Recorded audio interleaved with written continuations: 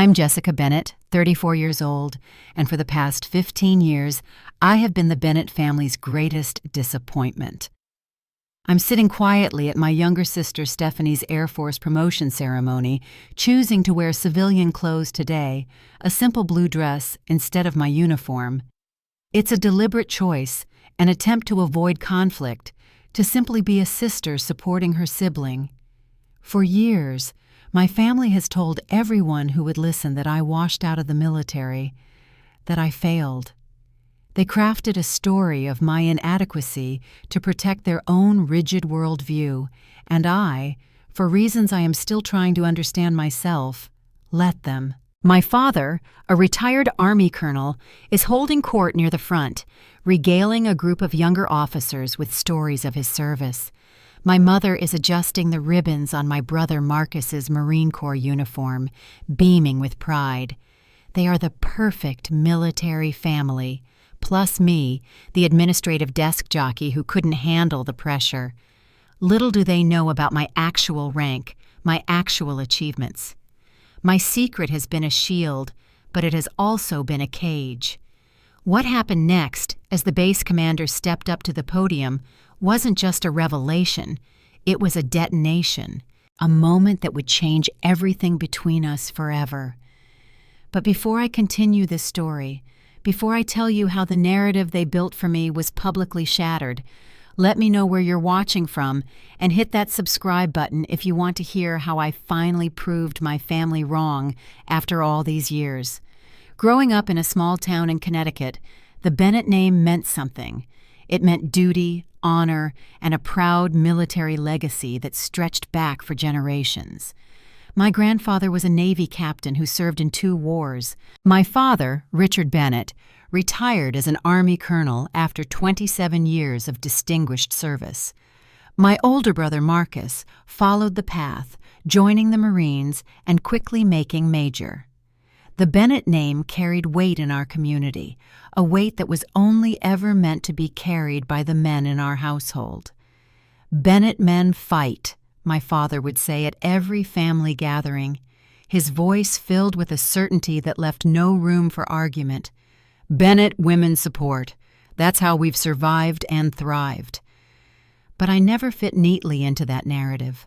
From the time I was a little girl, I wasn't interested in supporting from the sidelines. While other girls played with dolls, I was reading my father's military history books, spending hours in his study poring over maps and battle formations, completely captivated by strategy and leadership. When he caught me in his study at age 10, rather than seeing a spark of shared interest, he just laughed. "That's cute, Jessie," he said, using his pet name for me, "but these are serious books for serious men. Why don't you go help your mother in the kitchen?" That moment should have deterred me. Instead, it ignited a quiet fire inside me, a determination that would eventually define my life's path. I stopped talking about my interests with my family, but I never, ever stopped pursuing them. In high school, I joined JROTC. I excelled academically, and I secured leadership positions in every extracurricular I could find. My teachers saw my potential. My guidance counselor urged me to aim high. But at home, my achievements were always a footnote to Marcus's military accomplishments or my younger sister Stephanie's more conventional successes. The first major confrontation came during my senior year. I had worked tirelessly, pushing myself physically and academically to prepare my application for West Point. When the thick acceptance letter arrived, I was ecstatic. This was it. This was my chance to prove them all wrong, to finally earn a place of respect in my own family. That evening at dinner, I announced my news, my hands trembling slightly as I laid the letter on the table. I expected finally to see pride in my father's eyes. Instead, he set down his fork and gave me a look I will never forget. It wasn't anger. It was worse. It was a profound, weary dismissal. "West Point? You?" he said, the words heavy with disbelief. "You won't last a week in basic training, Jessica. The military isn't for women like you. It'll chew you up and spit you out." My mother reached for my hand across the table, her touch meant to be comforting, but feeling more like a plea for me to surrender. "Honey, why would you want that? You're so smart, you could go anywhere, do anything. Why throw away the chance at a normal life?" "Marriage, children. Don't you want that?" Marcus, home on leave, laughed openly from across the table. "Sis, you can barely handle camping in the backyard. What makes you think you can handle military life?" The only one who didn't speak was Stephanie. 2 years my junior, she just watched silently, her eyes moving between us, a quiet observer to my humiliation. "I'm going," I said, my voice surprisingly steady despite the storm raging inside me. "I've been accepted, and I'm going." My father just shook his head. "You'll be back home within a month, mark my words, and we'll have to listen to you explain why you failed for the rest of our lives." That night, I celebrated my acceptance to West Point alone in my room. There was no cake, no congratulations, no proud family photos. There was just me, my acceptance letter, my own quiet determination, and the first real understanding that my path forward would be a solitary one. What I didn't realize then was that this moment would set the pattern for the next 15 years of my life. My every achievement would be met with their dismissal, and slowly, I would simply stop sharing those achievements altogether. As I straightened my dress and settled back into my chair, the ceremony hall a blur of dress blues and proud families, my mind drifted back to the day I left for West Point. My father's parting words, "You'll be back home within a month, mark my words," had echoed in my ears for the entire 4-hour bus ride. They were meant to be a prophecy of my failure, but I had turned them into fuel. West Point was everything he predicted, and worse. It was a crucible designed to melt you down and forge you into something stronger, or break you completely. There were days during those first few weeks when I was certain I would break. Lying in my bunk at night, muscles screaming in protest, my mind reeling from the sheer volume of information and discipline, I would think of his smug, knowing face. The thought of proving him right was more terrifying than any drill sergeant or physical challenge. My first true friend at the academy was Diana Lewis, a sharp-witted cadet from Texas who saw past my quiet exterior. While I was still trying to find my footing, she seemed to navigate the rigid hierarchy with an easy confidence. "Don't let them see you sweat, Bennett," she'd mutter during grueling morning runs. "And for God's sake, stop apologizing for existing." Her friendship was a lifeline. For the first time, I had an ally who didn't see me through the lens of family expectations. She saw my potential. Then came the injury that almost ended everything. It was during a combat training exercise in our second year, a simulated nighttime raid. I was moving over an obstacle when I lost my footing in the dark, my leg twisting beneath me with a sickening crack. The diagnosis was a compound fracture of the tibia and fibula, a bad break that required immediate surgery, metal plates, and the grim prognosis of a long, arduous recovery. For weeks, I was confined to the medical facility, watching my classmates continue their training through my window. The doctors were cautious, their conversations filled with phrases like potential long-term mobility issues and no shame in recognizing physical limitations. My father's prophecy seemed to be fulfilling itself. The calls from home were a special kind of torture. "Well, honey, maybe this is a sign from God that this life wasn't meant for you," my mother said, her voice dripping with a sympathy that felt more like satisfaction. "There's no shame in coming home, Jessica. You gave it a try." Marcus was less subtle. "Told you you couldn't handle it," he said, the triumph in his voice unmistakable. "Don't worry, sis. Dad and I will make sure no one gives you too much grief for washing out." It was during this dark period, when I was closest to giving up, that Captain Rebecca Mitchell entered my life. She was a decorated officer, a legend in the training division, known for her sharp mind and uncompromising standards. She made an unexpected visit to my hospital room, her presence immediately commanding the space. "I've been watching your progress, Cadet Bennett," she said, her eyes assessing me with an intensity that left no room for self-pity. "Before your injury, you were on track to graduate in the top 5% of your class." "That doesn't matter much now, does it, ma'am?" I said, looking away, ashamed of my own brokenness. "It matters entirely," she replied sharply, her voice cutting through my despair, "because it tells me exactly what you're capable of. This injury," she gestured to my cast, "is just data. It's another problem to be solved, and from what I've seen, solving problems is what you do best." Captain Mitchell became my unofficial mentor.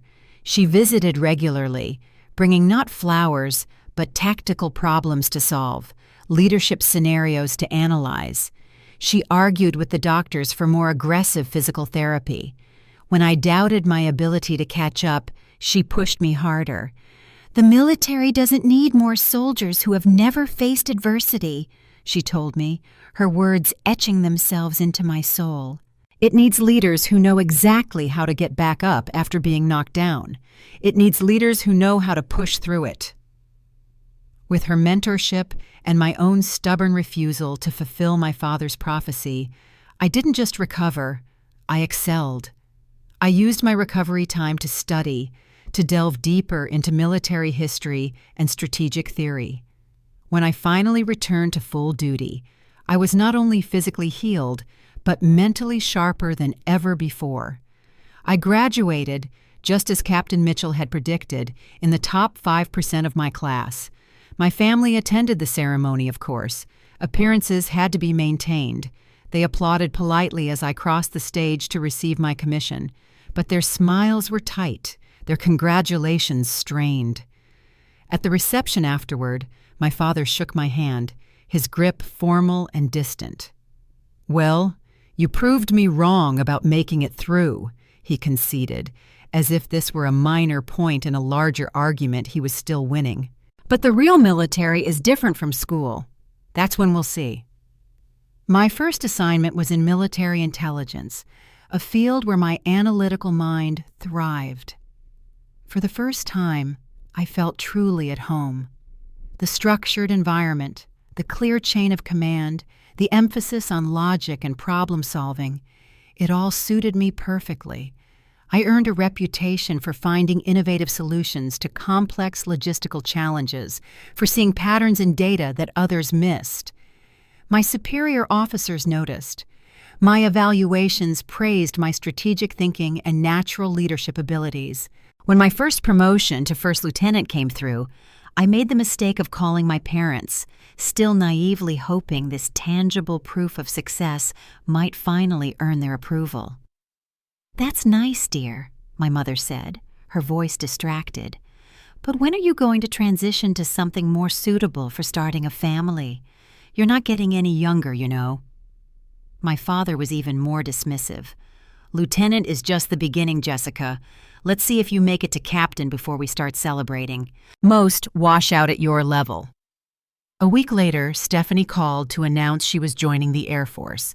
She had gone through officer training school after graduating from a state college, a more conventional and, in my father's eyes, proper path.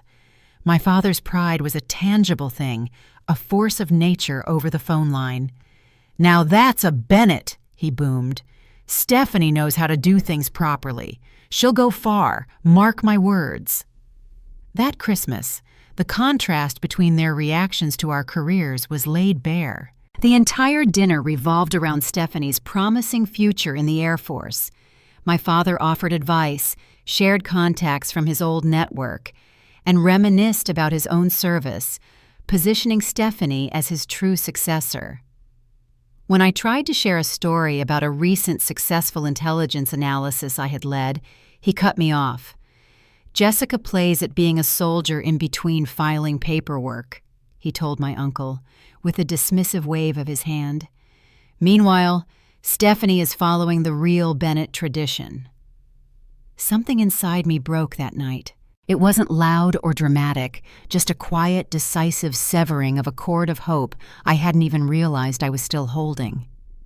After dinner, my father cornered me by the fireplace, launching into another lecture about why my chosen path was a dead end, why I would never achieve real success in the military. "You know what, Dad?"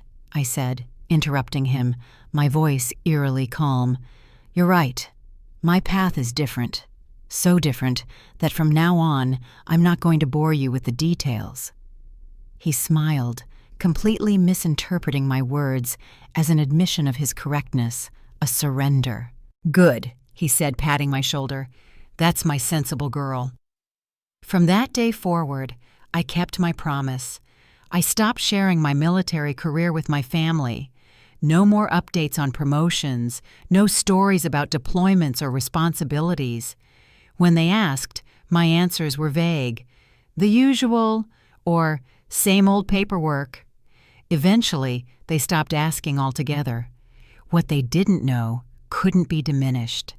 What they couldn't see couldn't be dismissed. My silence became my shield, and behind that shield, I was free to excel. While my family believed I was stagnating in some obscure administrative role, my career was accelerating at a pace that surprised even me. My ability to analyze complex situations and devise unconventional strategies caught the attention of the highest levels of command. At 28, I was selected for a coveted position within Special Operations Command, a role that required top-secret security clearance and put me at the center of some of the military's most sensitive and critical missions. It was during this assignment that I met Ryan. He was an intelligence officer, sharp, witty, with a quiet confidence that I found immensely attractive.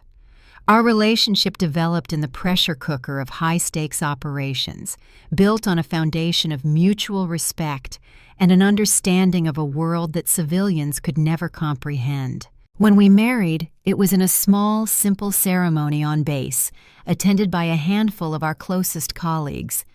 My family came, looking uncomfortably out of place. My mother whispered questions about what exactly Ryan and I did.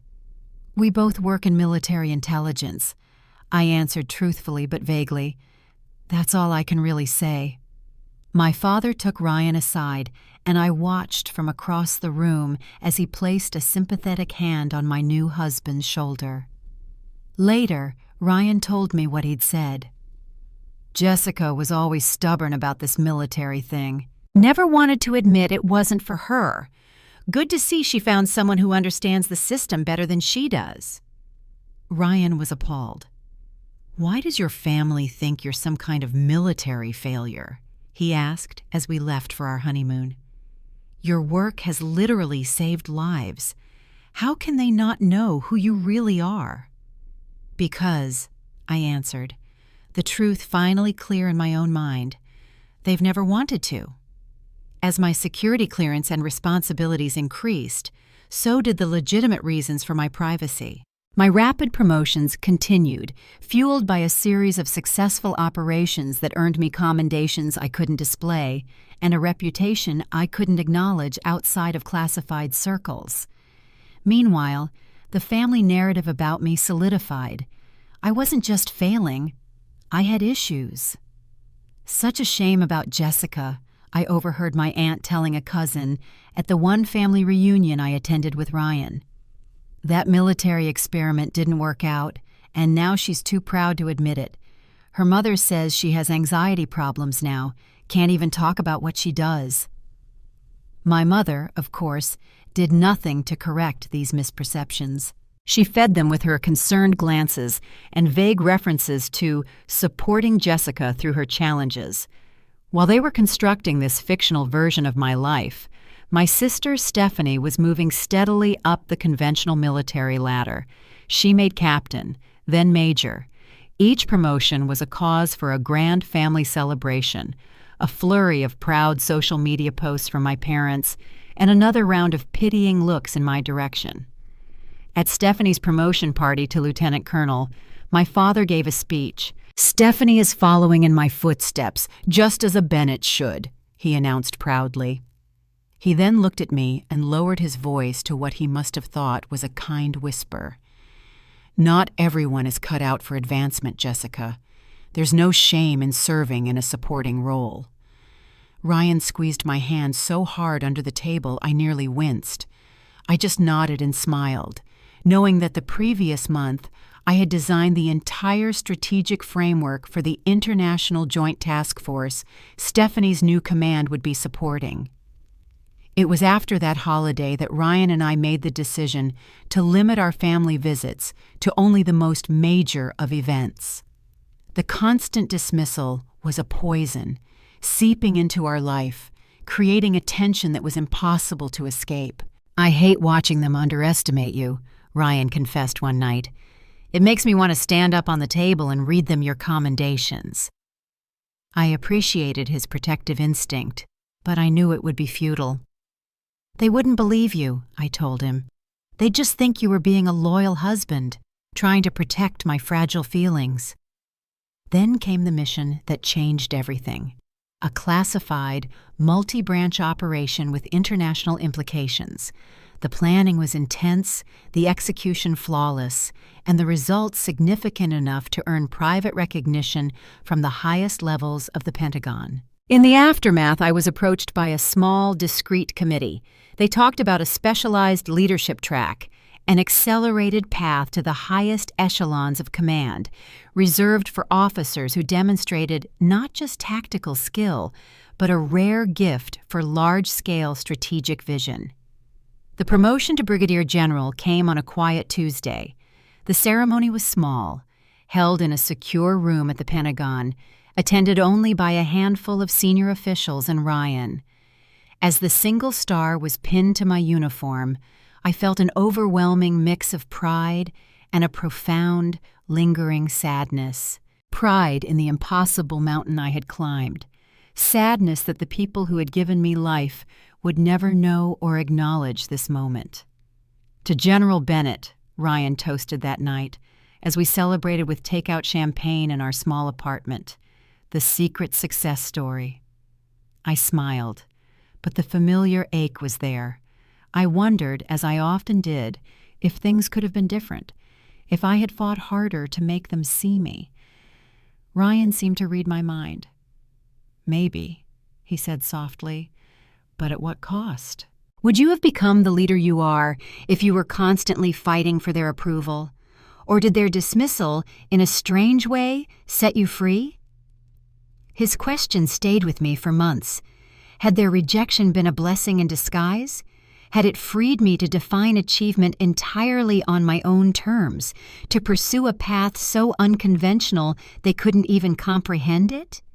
I was still pondering these questions when the elegant cream-colored invitation arrived for Stephanie's promotion ceremony to Major, a significant achievement absolutely worth celebrating. Despite our complicated history, she was still my sister, and so, after careful consideration, I decided to attend. I would wear civilian clothes. I would stay in the background. I would simply be there to support her. What I couldn't have anticipated was how that simple, quiet decision would finally bring my two carefully separated worlds crashing together in the most public and undeniable way imaginable. The ceremony hall at Ellsworth Air Force Base was a study in tradition and precision. A massive American flag hung behind the stage, flanked by the flags of the Air Force and the state of Connecticut. The rows of chairs were filled with uniformed personnel, their posture ramrod straight, their faces a mixture of professional respect and personal pride for those being promoted. My family occupied the center of the third row, a strategic position my father had no doubt secured, ensuring maximum visibility for Stephanie's big moment. I sat at the end of the row, a small island of civilian blue in a sea of military dress. I maintained a pleasant, neutral expression, a mask I had perfected over years of enduring family gatherings. I watched as my father pointed out acquaintances to my mother, his voice a low, confident rumble. I saw Marcus, my brother, looking around with the air of someone who felt he belonged in any military setting, regardless of the branch. And I saw Stephanie, sitting straight and proud, the picture of a dedicated officer. She deserved this day. Whatever our personal history, her hard work and commitment were real, and a part of me was genuinely happy for her. The ceremony began with the posting of the colors and a stirring rendition of the national anthem. I stood respectfully, my own military bearing, honed over years of relentless training, impossible to fully suppress despite my civilian clothes. As the formal speeches commenced, I braced myself for the next hour, planning to retreat into my own thoughts, to simply endure. Then came the announcement that would change everything. The base commander, Colonel James Harrison, was introduced to preside over the promotions. My heart stuttered. Harrison. I knew that name. We had worked together just months earlier on a joint operation, a highly classified mission that had required intense, around-the-clock coordination between our branches. He had reported directly to me during the most critical phases of that operation. As he strode to the podium, I subtly angled my body away, lowering my head slightly as if studying the program. He won't notice you, I told myself. You're in civilian clothes. You're out of context. Even if he does, military courtesy will prevent him from acknowledging you. His speech began, his voice clear and commanding. He spoke of duty, of service, of the sacrifices made by military families. Standard ceremonial fare. I began to relax, my heart rate slowly returning to normal. Military service is a proud tradition, Colonel Harrison continued, his eyes scanning the audience. It's a tradition that extends beyond the individual to embrace entire families who support and uplift our service members. His gaze swept across my section of the room. It paused. Even from a distance of 50 feet, I saw the moment of recognition. A slight widening of his eyes, a barely perceptible break in the cadence of his speech. He faltered for a half-second before his professional training took over, and he continued smoothly. But it was too late. I knew he had seen me. The rest of his speech passed in a blur of my own internal panic. The question was no longer if our worlds would collide, but when. After the formal promotion ceremonies concluded, Stephanie, now officially Major Bennett, was surrounded by a crowd of well-wishers. My family clustered around her, basking in her reflected glory. I stood slightly apart, offering her a supportive smile when our eyes met, but maintaining a respectful distance. This was her moment, and the last thing I wanted was to detract from it. I was contemplating a subtle exit, a quiet slip out the back door, when I saw him making his way through the crowd. Colonel Harrison moved with a purposeful stride, his eyes fixed in my direction. There was no doubt about his destination. I straightened instinctively, my training taking over despite my civilian dress. The calm I had cultivated over years of high-stakes situations settled over me like a familiar cloak. He stopped directly in front of me, his expression still registering surprise beneath his professional demeanor. Then, in a voice just loud enough to be heard by those nearby, including my father, mother, and Marcus, who had turned to see who was approaching me, he addressed me with the unmistakable respect reserved for a superior officer. "Ma'am," he said, his voice crisp and clear, "General Bennett." The conversations around us didn't just stop, they evaporated. My father, who had been in the middle of a story about Stephanie's childhood determination, turned slowly, his mouth slightly agape. My mother's perfectly applied smile froze on her face. Marcus stared, his expression a comical mask of disbelief. "I apologize for the informal setting, General," Colonel Harrison continued, either unaware of or undeterred by the sudden, ice-cold tension that had gripped our family circle. I had no idea you would be here. Your work on Operation Northern Compass was exceptional. We're still implementing your strategic framework across multiple bases.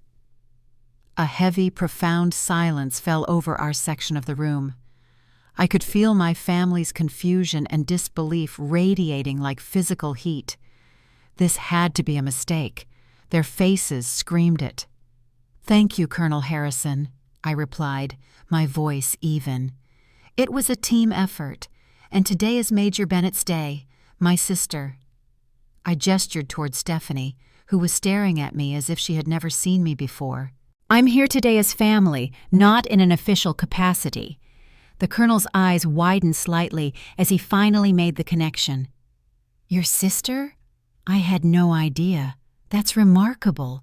2 Bennett women serving with such distinction. Your family must be incredibly proud." Before I could formulate a diplomatic response to that loaded statement, my father stepped forward. He looked from the colonel to me, his mind clearly struggling to reconcile the 2 realities before him. "There must be some mistake, Colonel," he said, his voice stiff. "My daughter Jessica," he placed a hand on my arm, as if reasserting his ownership. "She works in an administrative position. She's not a—" He couldn't even bring himself to say the word. "No mistake, sir," Colonel Harrison interrupted, his tone respectful but firm. "General Bennett is one of our military's most decorated strategic leaders. Her work is largely classified, but I can assure you her reputation within the highest levels of command is, frankly, legendary." As he spoke, other uniformed personnel who had overheard the exchange began to gather, their expressions shifting from curiosity to recognition. An Air Force major, one of Stephanie's colleagues, stepped forward, his eyes wide. "General Bennett? The Jessica Bennett who developed the Integrated Response Protocol? Ma'am, it's an honor. We just completed training on your methodologies last month." Another officer, a Navy commander, joined the growing circle. "General, your keynote at the Joint Chiefs Strategic Summit last year was transformative for our approach to multi-branch operations. I've been quoting your asymmetrical response theory ever since." One by one, they came forward, a steady stream of military professionals offering their respect, sharing anecdotes of how my work had impacted theirs. They created a circle around me, a buffer of undeniable truth. My family stood on the outside of that circle, their faces a tableau of shock. My father's face had drained of all color. My mother's hand was pressed against her mouth, her eyes darting between me and the decorated officers, as if she couldn't comprehend the scene. Marcus stared with a look of slack-jawed shock, the smug superiority he'd worn for years completely erased. And Stephanie. My sister's expression was the most complex of all. Surprise, confusion, and something that looked devastatingly like betrayal. Not betrayal by me, but by the family narrative she had believed her entire life. The story of her quiet, failed older sister was a lie. And if that was a lie, what else was? Colonel Harrison, now keenly aware of the delicate family situation he had stumbled into, attempted to provide a graceful exit. "Well, I apologize for interrupting your family celebration, General," he said, his voice returning to a more formal register. "Perhaps we could schedule a meeting next week to discuss the expansion of the training program." "Of course, Colonel," I replied, matching his professional tone. "My office will contact yours." With a respectful nod, he withdrew, taking most of the other officers with him. In their wake, the silence that descended upon my family was heavier, more profound than before. It was my father who finally broke it, his voice barely a controlled whisper. "What exactly is going on here, Jessica?" I met his gaze, no longer the daughter seeking approval, but an equal. Perhaps for the first time, more than his equal. "Perhaps," I said, my voice quiet, but carrying in the stillness, "we should discuss this privately." We moved as a unit, a silent, tense procession to an empty conference room adjacent to the ceremony hall. Ryan, my husband, had texted that he was on his way, having wrapped his meetings early. I knew I would need his support. As the door closed behind us, cutting off the sounds of the reception, the questions erupted. "General?" My father's voice was incredulous. "What kind of game have you been playing?" "When did this happen?" My mother demanded, her own composure finally crumbling. "Why would you keep something this important a secret from your own family?" "There's no way," Marcus muttered, shaking his head as if trying to physically dislodge the reality he couldn't accept. "There is absolutely no way you outrank all of us. This has to be some kind of mistake." Stephanie remained silent, her eyes fixed on me, her expression unreadable. For a moment, I considered my old habits. Deflection, minimization. I could have said it was a misunderstanding, a joke, an honorific title. But looking at their shocked, confused, angry faces, I realized the time for hiding was over. The truth was out, and I would not be the one to try and push it back into the shadows. "It's not a mistake," I said, my voice quiet but firm, a tone they had never heard from me. "I am a brigadier general. I have been for over a year. Before that, I was a colonel, a lieutenant colonel, and a major. Ranks I never discussed with you, because it became clear very early in my career that my achievements would never be recognized as valid by this family." The bluntness of my statement seemed to stun them into another silence.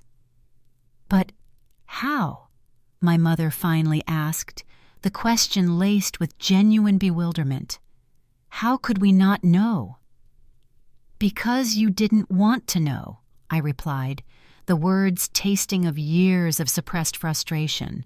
"You created a narrative for me, the daughter who failed, the one who couldn't handle it, because it was easier than reconsidering your own rigid assumptions about who I could be, about what a woman, what your daughter, could achieve." My father recovered his composure first, his shock quickly morphing into defensive anger. He closed the distance between us, his posture once again the intimidating Colonel Bennett. "So this whole time," he said, his voice low and intense, "you've been what? Laughing at us? Playing some kind of elaborate, cruel game? Letting us believe you were struggling while you were actually succeeding?" I finished for him. "No, Dad, I wasn't laughing.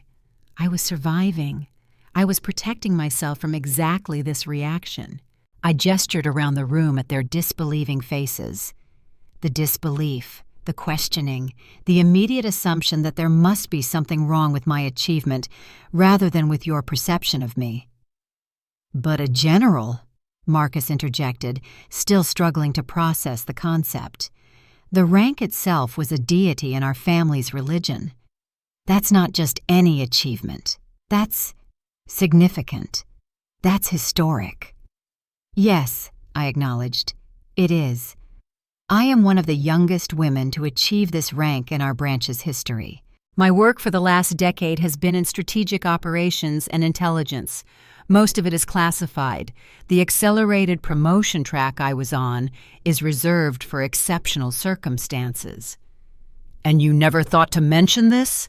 my father demanded, his voice rising again. "Not once? In all these years?" The dam of my own carefully controlled composure finally began to crack. "When, Dad?" I countered, my own voice rising to meet his. "When exactly should I have mentioned it? Should I have brought it up when you told the Sullivans at Christmas that I couldn't cut it in the real military? Or perhaps when you explained to Grandpa before he died that I had found my level in a dead-end desk job? Or maybe, just maybe, when you introduced me to your old military buddies, not an hour ago, as our daughter who tried the Army but wasn't Bennett material?" Each question was a bullet point, a documented instance of their dismissal. Each one landed like a physical blow. My father took an involuntary step back, the memories clearly hitting their mark. It was Stephanie who spoke next, her voice quiet but clear, cutting through the tension. "You did say that, Dad. I heard you." Then she turned to my mother. "And Mom, you told Aunt Carol she had anxiety issues. We all did it." She looked around at all of us. "We created a story about Jessica, and we never questioned it.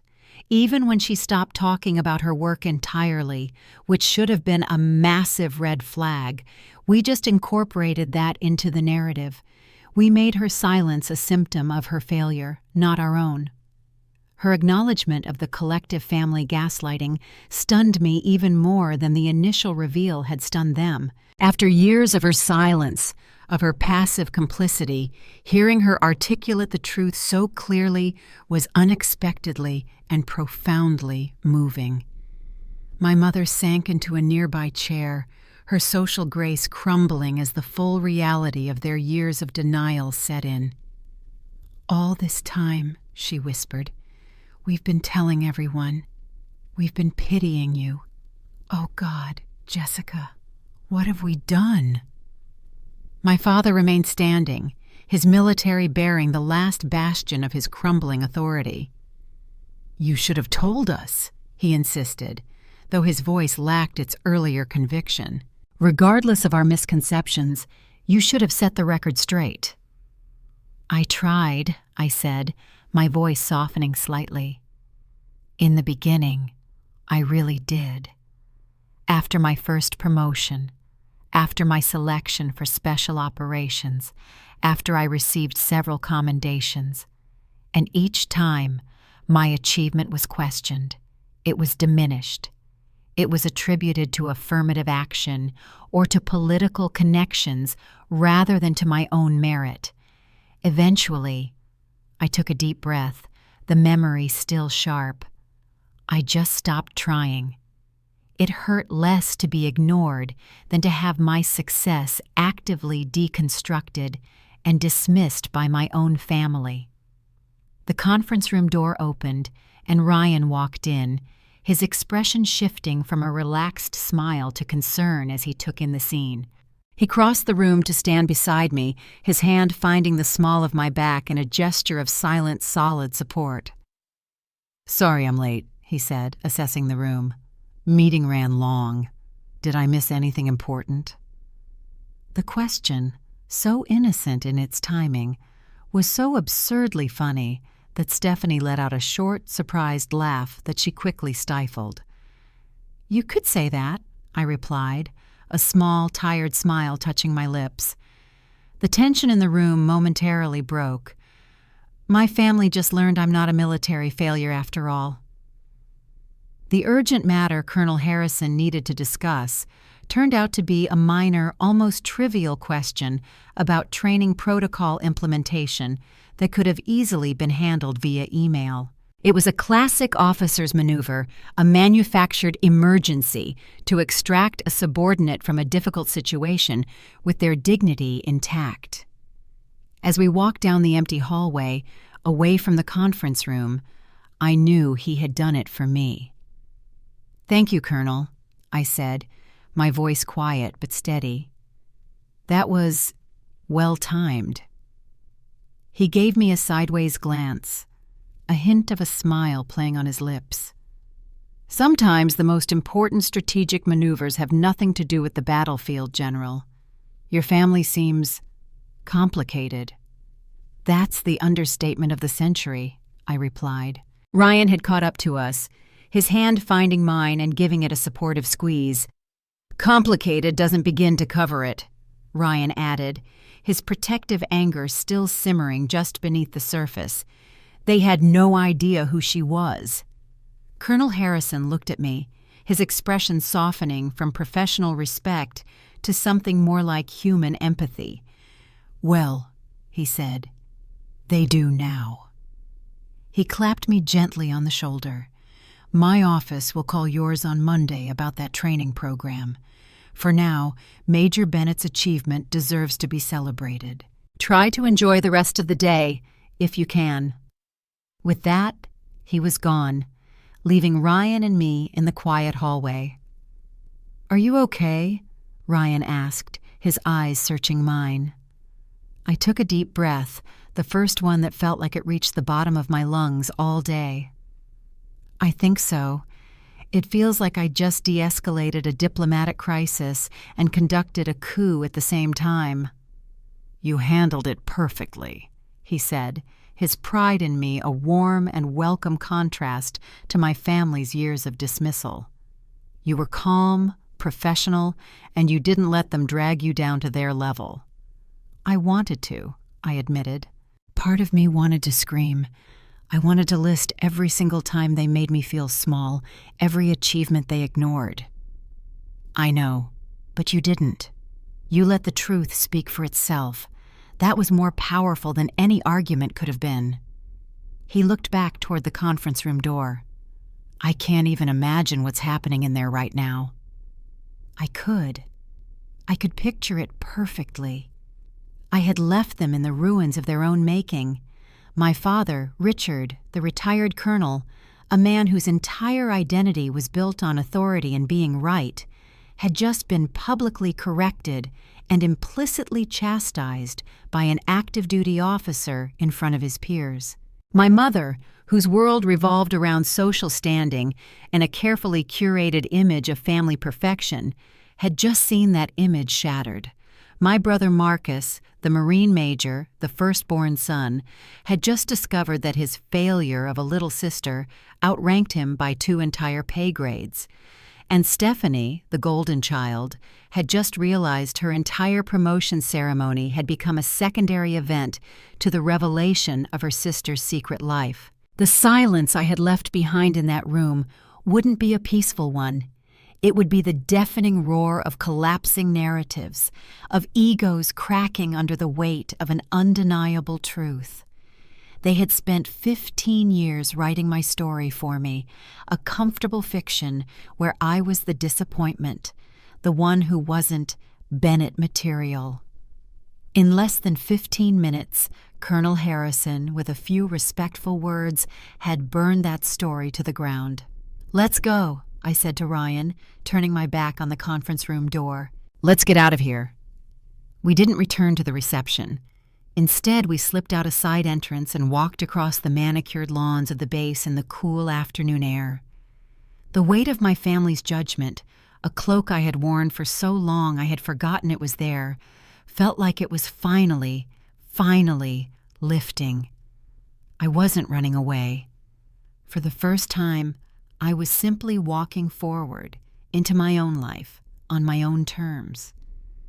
The phone calls started an hour later, once we were safely back at our hotel. I had silenced my phone, but the screen lit up repeatedly with their names. My mother, my father, Marcus, my mother again. I let them all go to voicemail, watching their names flash on the screen with a strange detachment. Each unanswered call was a small act of rebellion, a reclaiming of my own time and emotional space. "You don't have to listen to them," Ryan said, watching me from the armchair where he was nursing a scotch. "I know," I said, "but I think I need to. Not for them, for me. I need to hear how they're trying to spin this." Later that evening, after a long, hot shower that felt like it washed away more than just the grime of the day, I sat on the bed and played the messages. My mother's first voicemail was a masterwork of emotional manipulation, her voice tight with a practiced, wounded tone. "Jessica, darling, I don't know what just happened in there, but you have humiliated your father and me in front of everyone. All our friends, his colleagues. After everything we've done for you, how could you be so cruel as to stage such a spectacle? You need to call me immediately. We need to figure out how to fix this." Fix this. As if the truth were something broken that needed to be repaired, glued back together into a more palatable lie. My father's message was shorter, his voice gruff and laced with a fury he was trying to control. "Jessica, we need to talk about your career. This secrecy is unacceptable. You've made me look like a fool. Call me when you get this." No concern for me, no questions. Just anger at his own public embarrassment. Marcus's voicemail was the most revealing. Jess, what the hell? A general? Since when? Why didn't you say anything? Dad is losing his mind. You need to call him. This is a mess. There was genuine confusion in his voice, the sound of a man whose entire understanding of the family hierarchy had just been blown to pieces. There were texts, too. A flurry of them, each a different flavor of disbelief and accusation. From Mom, "Your father's blood pressure is through the roof. I hope you're happy." From Dad, "Colonel Harrison called me this evening to apologize for the awkwardness. This is a monumental embarrassment." From Stephanie, "I don't understand. Why would you do that on my promotion day? You always have to be the center of attention." I read through them all, a strange calm settling over me. The old Jessica would have been devastated. The old Jessica would have been riddled with guilt, frantically dialing their numbers, ready to apologize for a crime she didn't commit, just to restore the peace. But the woman who had walked out of that conference room was different. "They're not asking how you feel," Ryan observed, watching me. "They're only talking about how this affects them." "I know," I said. And for the first time, that doesn't surprise me. The next few days were a masterclass in boundary setting, a skill I was only just beginning to learn. I didn't return their calls. Instead, I let my own silence speak. I focused on Ryan, on reconnecting after the emotional whirlwind. We went for long walks, had quiet dinners, and talked about everything except my family. It was a necessary period of decompression, of fortifying myself before re-engaging. The first person I decided to speak with was Stephanie. She was the one who had been most directly impacted by the revelation, her own day of achievement completely overshadowed.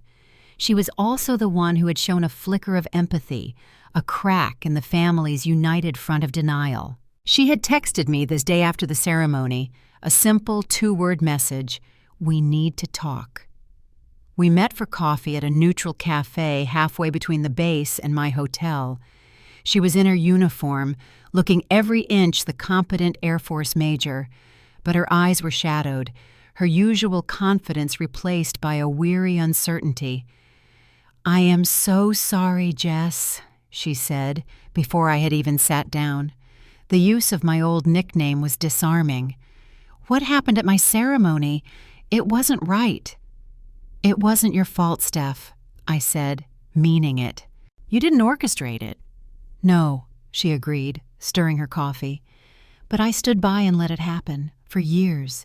I listened to Dad and Marcus talk about you, about how you washed out, and I never said a word. I knew it wasn't the whole story. I knew you were doing important things, even if I didn't know what they were. It was easier to stay quiet." "Why?" I asked, the question I had wanted to ask her for years. She looked down at her hands. "Because in our family, there's only room for one successful daughter at a time. And for a long time, I thought it was me. It was comfortable, being the one they were proud of. I didn't want to rock the boat." Her honesty was a revelation. I had always seen her as a competitor, the favored child who reveled in her status. I had never considered that she might have been a victim of the family dynamic too, albeit in a different way. She had been trapped in the role of the good daughter, the one who followed the rules, just as I had been trapped in the role of the failed one. "When Colonel Harrison called you General," she said, her voice barely a whisper, "my first thought wasn't pride. I wish it had been. My first thought was, of course she did. It was like all the pieces of you that never made sense to me suddenly clicked into place. Your quietness wasn't weakness, it was focus. Your distance wasn't disinterest, it was self-preservation." Tears pricked at my eyes. "Thank you for saying that, Steph." "I've been doing a lot of thinking," she continued, "about Dad, about Marcus, about how they define a person's worth. It's so narrow, so rigid, and I've been playing by their rules my whole life. I think," she took a deep breath, I think I'm done with that. That conversation with Stephanie was the first crack of light in the dark tunnel of my family relationships. It was a reminder that people could change, that understanding was possible. It didn't fix everything, but it was a start. My next step was to address my parents. I couldn't ignore them forever. After a week of silence, I sent a single, clear text message to both of them. I am willing to meet for dinner on Friday night, at a restaurant of my choosing. Ryan will be with me. This is not a negotiation. Let me know if you can attend. The shift in power was immediate. For my entire life, I had been summoned, expected to appear, to accommodate their schedules. Now, I was setting the terms. My father's reply came within minutes. We will be there. The restaurant I chose was a quiet, understated place with excellent food and a reputation for privacy. I arrived with Ryan, who looked as imposing and calm as a battleship. We chose a corner booth. My parents arrived precisely on time, looking older, more strained than I had ever seen them. My father began, attempting to take control as he always did. "Jessica, what happened last week was a shock to all of us." I held up a hand, stopping him mid-sentence. "Before we go any further," I said, my voice calm and measured, "I need to establish some new ground rules for our relationship. First, we will be honest. No more narratives, no more convenient fictions. We will deal with the truth, no matter how uncomfortable. Second, you will respect my career and my choices, even if you don't understand them. The dismissive comments, the pity, the helpful suggestions for alternative careers, that all ends tonight. Third, my relationship with Ryan is non-negotiable. He is my husband and my partner, and he will be treated with the respect he deserves." They stared at me, stunned into silence by my directness. The old Jessica would have spent an hour tiptoeing around their feelings, trying to gently coax them toward understanding. The general didn't have time for that. "Do you understand?" I asked, my gaze moving from my father to my mother. My father, a man used to giving orders, not taking them, bristled. "You don't get to set terms for us, Jessica. We are your parents." "And I am your daughter," I countered. "A daughter you have underestimated and dismissed for my entire life. So yes, I do get to set terms. Because the alternative is that we don't have a relationship at all. The choice is yours." My mother, for the first time, seemed to genuinely crumble. The socialite's mask fell away, revealing the tired, insecure woman beneath. "We were wrong, Richard," she said softly to my father. "She's right. We were wrong." My father looked at her, then back at me, his pride warring with the undeniable truth. He finally gave a short, stiff nod. "Fine," he said, the word costing him dearly. "We'll try." It wasn't a victory march. It was the beginning of a long, difficult negotiation, a redrawing of the map of our entire family. The conversation that followed was the hardest we had ever had. There were tears from my mother, defensive anger from my father, and blunt, painful honesty from me. I didn't spare them. I told them how their words had felt, how their dismissal had shaped me, how their lack of faith had been a constant heavy weight. By the end of the night, nothing was resolved. Not really. But everything had changed. They had seen me, truly seen me for the first time. And I had seen them, not as the all-powerful arbiters of my worth, but as flawed, fallible people who were just as trapped in their own narratives as I had been in mine. As we left the restaurant, my father paused by the door. "General," he said, the words still sounding strange on his tongue, "it's an impressive achievement."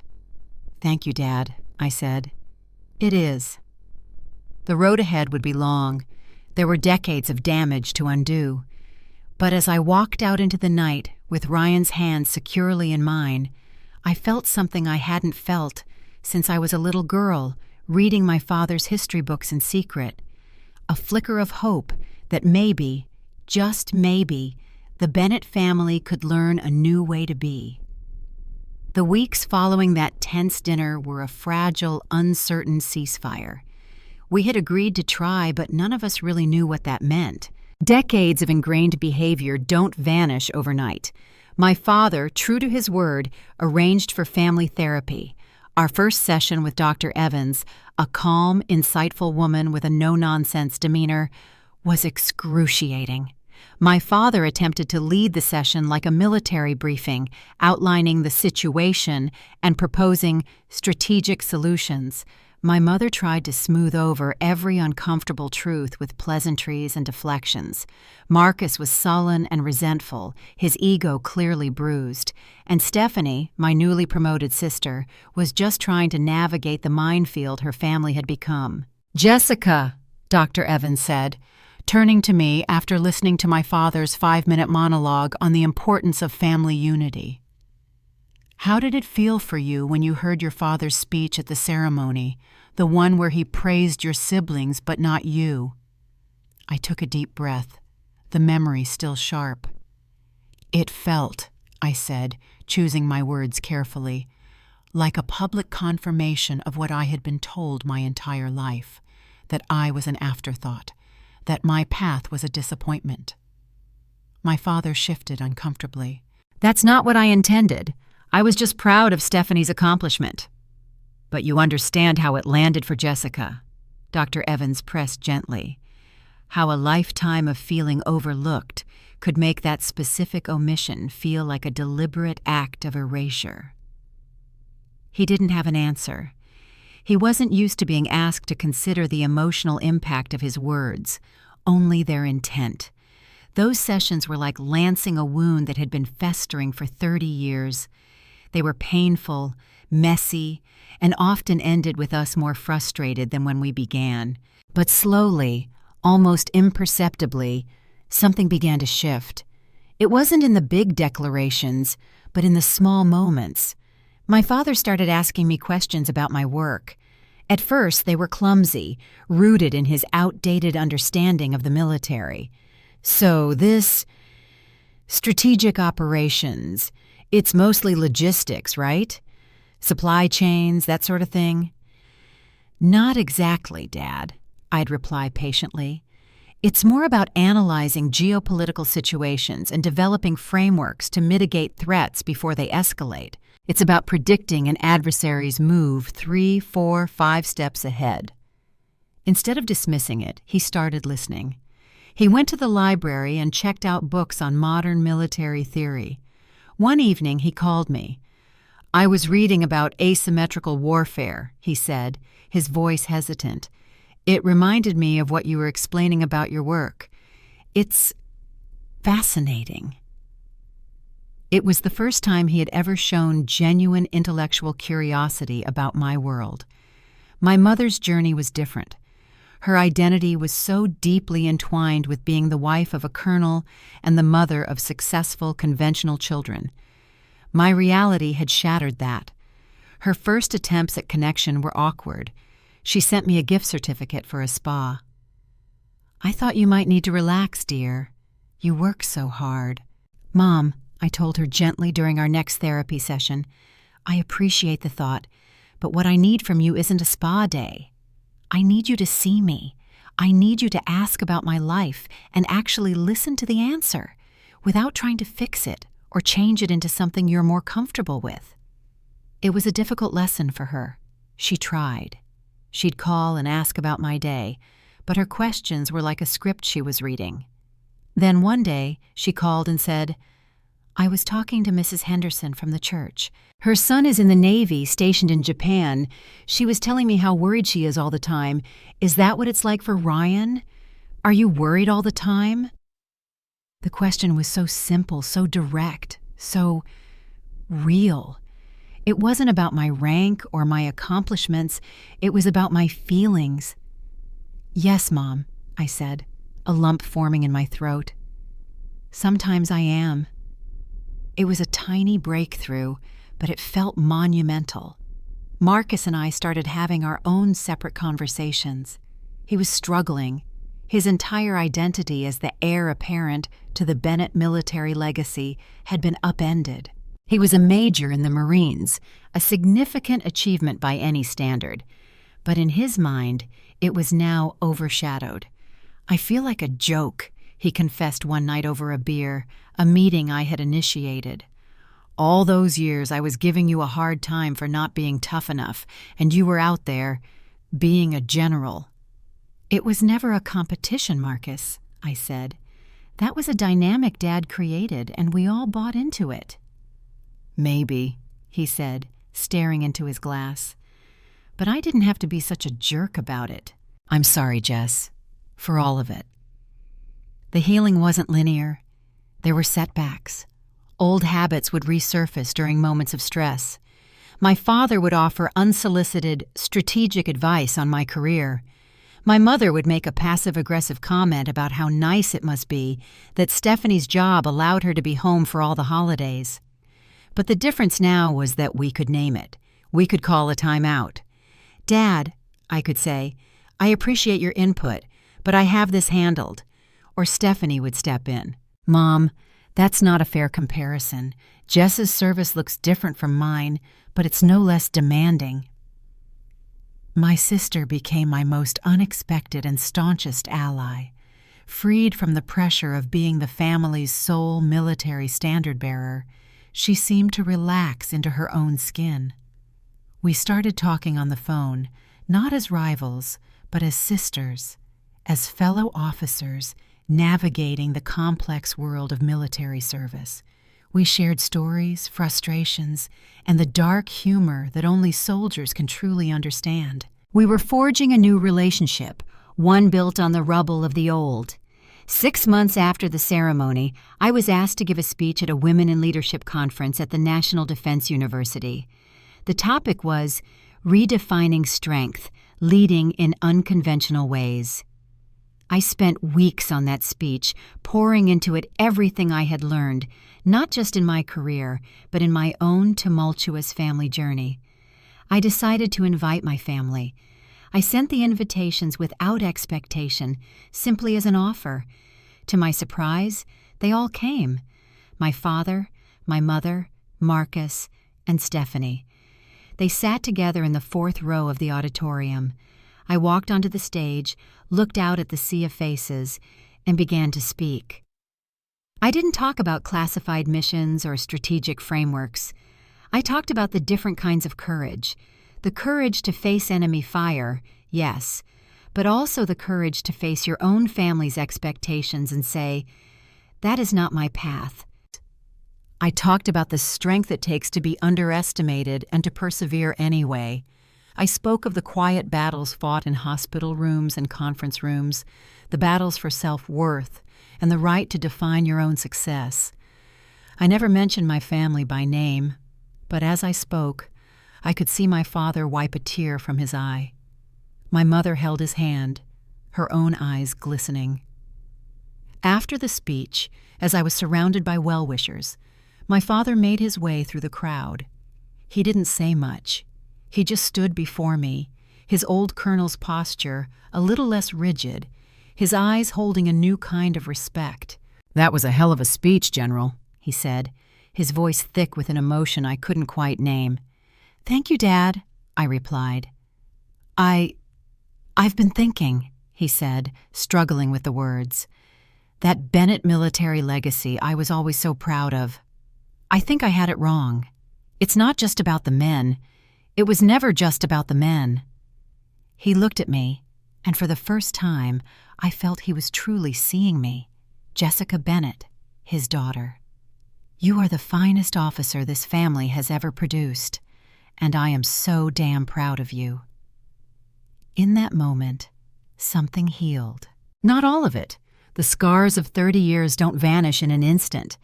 But it was a profound, seismic shift. It was the acknowledgement I had stopped seeking, which paradoxically made it all the more meaningful when it finally came. My family and I are still a work in progress. We have good days, and we have days where old patterns threaten to reassert themselves. but we're talking. We're listening. We're trying.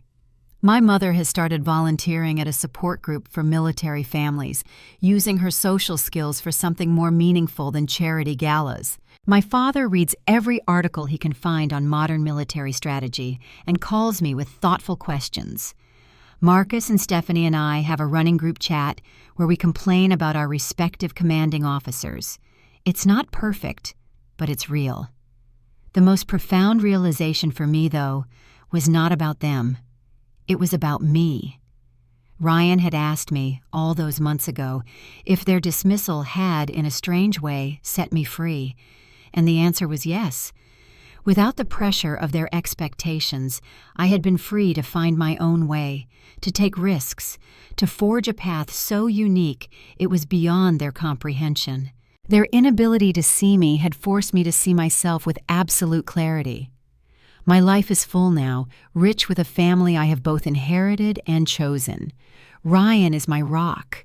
Stephanie is my sister in a way she never was before. My parents are learning.